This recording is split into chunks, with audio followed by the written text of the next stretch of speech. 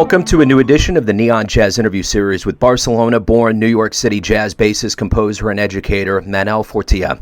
We caught up with him via Zoom in Barcelona to talk about his new 2022 CD, Despertar.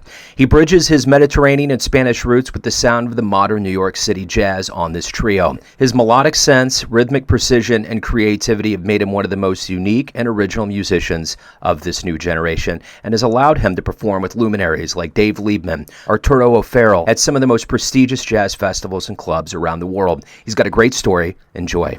Well, hey, thanks again, and I appreciate you taking a minute out. And I want to start first and foremost with, you're releasing a new album during a time of coming out of a pandemic. How does it feel to be able to have an album come out with the hope of having more live shows and more activity going on? My story is that I was living in New York because of the pandemic. I came back to Barcelona. It's my hometown. I was born here. So for me, I had the idea to record something in New York because I wanted to stay longer there. When I came back because of the pandemic, I tried to have some joy and positive attitude about the music because it was difficult for all. And I was trying to create music because there was no. In Spain there was some small concerts in 2020 on the summer, but not a lot. And then was a lot of shows cancelled, and So I was trying to create music and preparing new material to be prepared when the pandemic was over. And now it seems that is almost over. So I'm happy to have this album now prepared. So let's go back in your life here. Talk to me a little bit about growing up and what kind of jazz influences you have to get to your voice now. I grew up in a city, in a town close to Barcelona. When I'm not in my family, there are no musicians. I was discovering music by myself and with my friends, and it was like progressive, not as a child.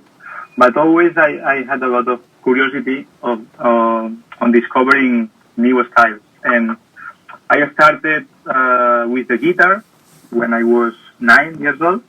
Then I switched to bass when I was a little older. And at the beginning, I liked rock music and more pop. Then I started to go to funk school, and then I jumped to jazz. And when I discovered jazz, it was like very revelative because I like it a lot to improvise, and jazz has that freedom that I was looking for.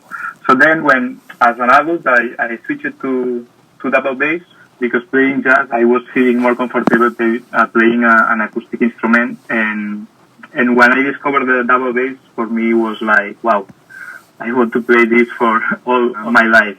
I stopped playing guitar, and I'm still playing a bit of electric bass sometimes, but not a lot. I'm focused in the double bass since I started. So my influences then in jazz, I started listening a lot.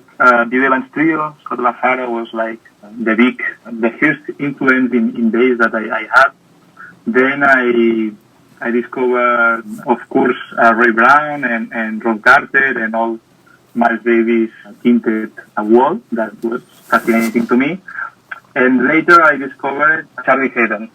And that is a point that also creates a lot of impact about all the music career of Charlie that has been doing a lot of different projects.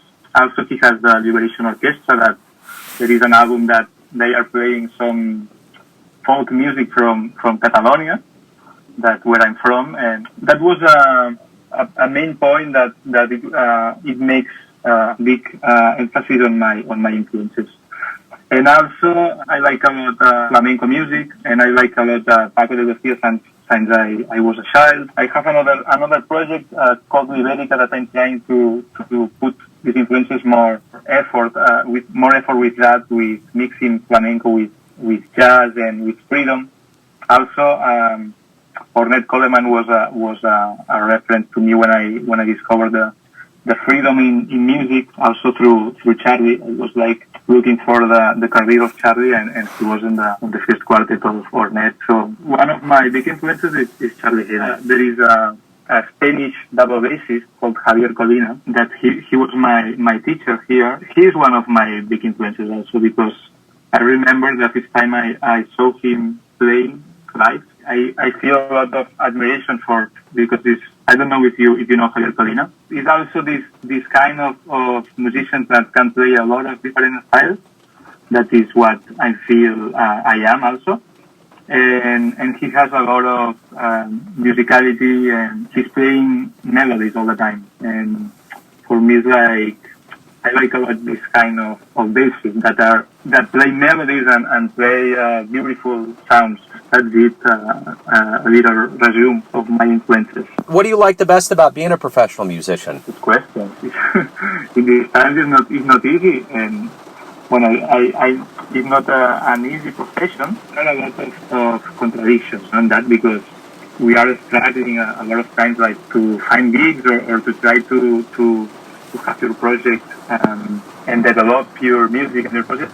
Every time I'm playing in a live in a stage, then I understand what is the result of that, and it's like, okay, now all of the other things has sense. For me, play music and share music with other musicians and create music together, and the moment for me is something that is very special, and it's difficult to explain to people that don't are musicians. This sensation of creating something together with other people, because it's something similar of a beautiful conversation with people that sometimes you don't know. I think this is the thing that I like it most, like how musicians can connect with people from everywhere on the world, and that maybe we can't speak the same language, but with music, I think music is an universal language, and with music all could work. Also thinking different, no? You can think, for example, here in Barcelona, I'm teaching in a university called de la Music, and I have an ensemble that is flamenco jazz. So trying to do the mix with flamenco and jazz, and experimenting that. And I have students that from jazz world, and I have some students that have from flamenco world. The way that they learn music is very different. Also the way that they count the tempo, for example. No? In flamenco, the one, when we say the one in the music, in flamenco they say 12. So they count it all different, and the harmony also. They are thinking some different, because it's very related to the guitar, to the flamenco guitar. So for me it's fascinating how they can sound well together. At the same time, they are thinking totally different what the music that is sounding. So I think there is something that is magic, and it's beautiful. Beautiful. Manel, hey, thank you for opening up about your thoughts on music, the brand new album. Good luck with everything as you get out and promote this album and do more live shows. I appreciate your time. Thank you to you. Thank you to you. Thanks for listening and tuning in to another Neon Jazz interview, where we give you a bit of insight into the finest players and minds in Barcelona, New York City, Kansas City, and spots all over the globe, giving fans all that jazz. And thanks to Manel for his time, music, and story. If you want to hear more interviews, go to Famous Interviews with Joe Domino in the iTunes Store. Visit neonjazz at youtube.com. And for everything Neon Jazz, go to the neonjazz.blogspot.com. And for everything Joe Domino related, go to joedomino.com. And if you feel like it, you can kick in a few bucks to the Neon Jazz cause. Until next time, enjoy the jazz, my friends.